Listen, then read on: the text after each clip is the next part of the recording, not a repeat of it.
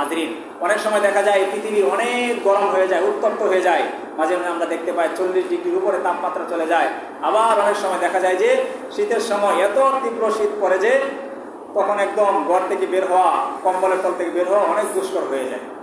এটা কেন হয়? হাদিস থেকে যতটুকু জানা যায়, নবী আলাইহিস সালাতু ওয়াস সালাম সাহাবী আবু হুরায়রা রাদিয়াল্লাহু তাআলা আনহু বলেন, আন আবি হুরায়রা আন্না নবী সাল্লাল্লাহু আলাইহি সাল্লাতু ওয়াস সালাম قال اذا اشتد الحر فابردوا بالصلاه। নবীজি সাহাবী বলেন, যখন তীব্র গরম তোমাদের মধ্যে বিস্তার লাভ করে তখন তোমরা জোহরের নামাজটাকে একটু ঠান্ডা করে পড়ো, অর্থাৎ একটু দেরিতে পড়ো, সূর্যের তেজ যখন কমে যায়। ফাইন্না শিদ্দাতাল হাররি মিন ফাইহি জাহান্নাম, কেননা এই যে গরমের তীব্রতা, রোদের তীব্রতা, এটা হলো জাহান্নামের একটা শ্বাস। সাহাবী বলতেছে এটা হলো জাহান্নামের একটা শ্বাস। ওয়াশতাকাতিন নারু ইলা রাব্বিহা ফাকালাত ইয়া রাব্বি আকালা বা'দি বা'দা। যখন জাহান্নাম এত তীব্র গরম আকার ধারণ করে তখন আল্লাহ পাকের কাছে জাহান্নামের একটা অংশ আরেকটা অংশের ব্যাপারে এরকম উজ্জীবিত হয়ে যায় যে তারা আল্লাহ পাকের কাছে অভিযোগ করে যে হে আমার রব, আমার এক অংশকে আরেক অংশ খেয়ে ফেলতেছে, এত তীব্রতা আগুন।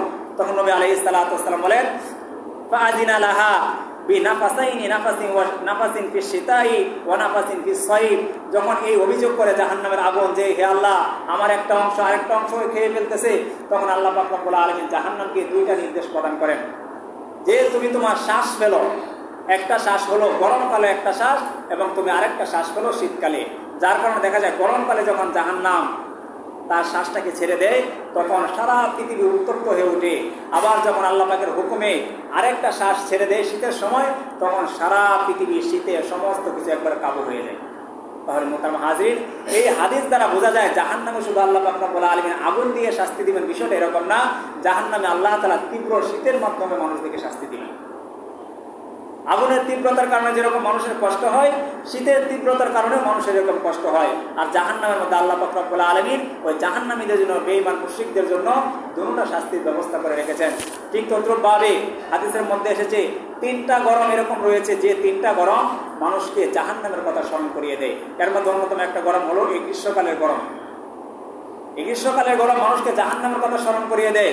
যেরকম হাদিসের মধ্যে এসেছে, আন আবি যারিল গিফারি ক্বালা কুন্না মা'আন নবী সাল্লাল্লাহু আলাইহি সাল্লাতু ওয়াসসালাম ফি সাফারিন।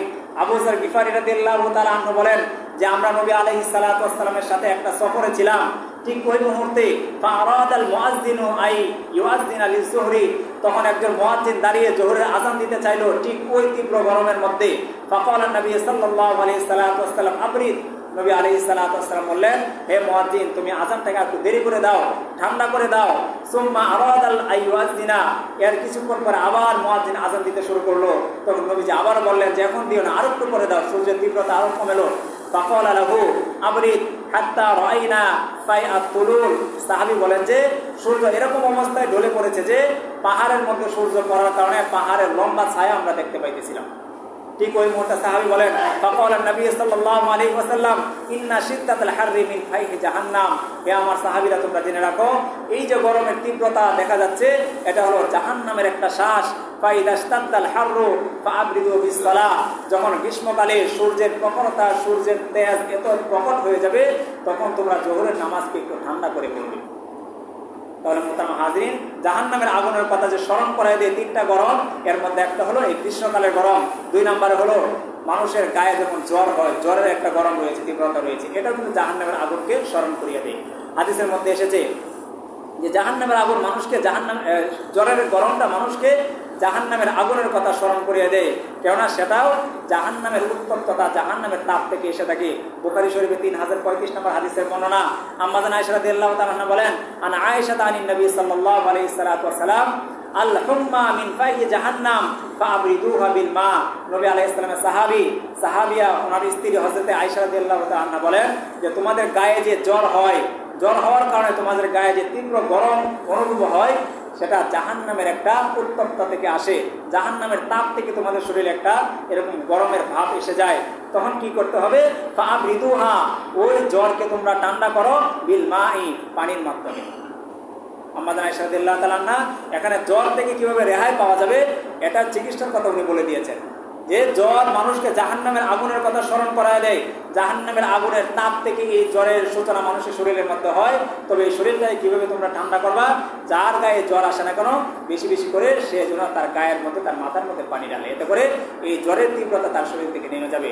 ঠিক তদ্রুপভাবে জাহান্নামের আগুনের কথা আরেকটা যে বিষয় আমাদেরকে স্মরণ করিয়ে দেয়, সেটা হলো আগুনের গরম, যেটা কিছুক্ষণ আগে আমরা এক হাদিসের মধ্যে বলেছি যে জাহান্নামের আগুন আল্লাহ পাক রব্বুল আলামিন যেটা রেখে দিয়েছেন 69 ভাগ, আর দুনিয়াতে আল্লাহ পাক দিয়েছেন 1 ভাগ।